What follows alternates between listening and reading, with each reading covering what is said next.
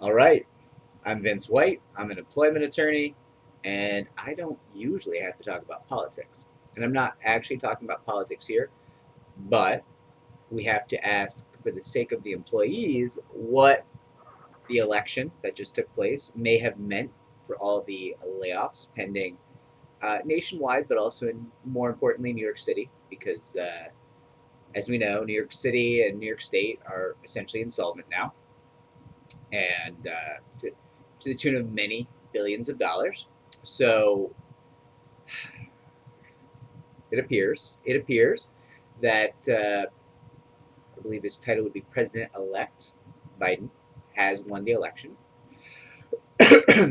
And so, what does that mean? What does that mean for the New York City, New York State employees who are currently facing very real risk of layoff? So, Trump, Cuomo, and De Blasio were having a fight, bunch of bit of a jerk convention between the three of them, a bunch of jerks, hurting the people of New York State, New York City. Trump hates Cuomo, hates De Blasio, hates New York City, who he thinks betrayed him, right? Um, wasn't going to give any money whatsoever to help bail out Cuomo and De Blasio. So that's important because, New York City is somewhere between 12 and $30 billion in debt, and I shouldn't even say in debt. They have a shortfall, and they can't borrow more debt to make up the shortfall, right? Of that amount. Now, additionally, on top of that, you have the Mass Transit Authority in New York City, also deeply in debt, saying they're going to need, I think it was $24 billion between now and 2024 to stay in operation as they currently are. They weren't going to get that money from Trump, right? It seems very unlikely. Trump hated them. It wasn't going to happen. Now, will they get that money from Joe Biden? Well, to the extent that he can, maybe, right? But Republicans kept the Senate, and I think they made inroads in the House. So essentially, the president will be able to give some funds to New York State and New York City, but I think it's a little bit unlikely that the Senate especially lets money of any significant amount come to New York State or New York City, right?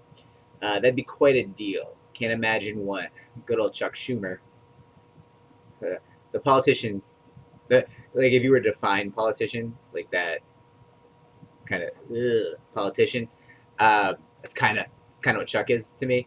Although not a villain like a Trump or a Cuomo or a De Blasio, right? Chuck's just like, oh, you're a real politician, huh? Um, you define politician. Um, I don't think he's going to be able to get done what New York State or New York City needs. I could be wrong.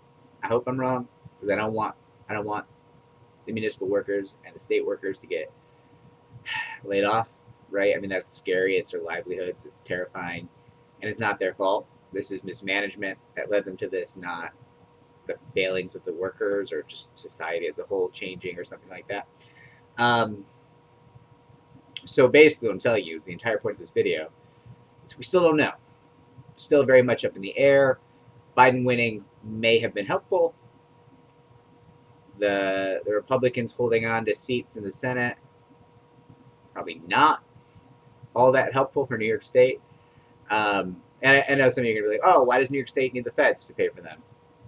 Sure. Yeah. I also don't care if I can get the feds to pay for the New York City employees and keep them from losing their homes, losing their jobs, and not being able to feed their kids. I would, right? I mean, yeah. Why should the feds pay for them? I don't know, but I hope they do, right? um, so we don't know. As soon as we know more, we're going to let you know. And we continue on with Layoff Watch. Good luck, everyone.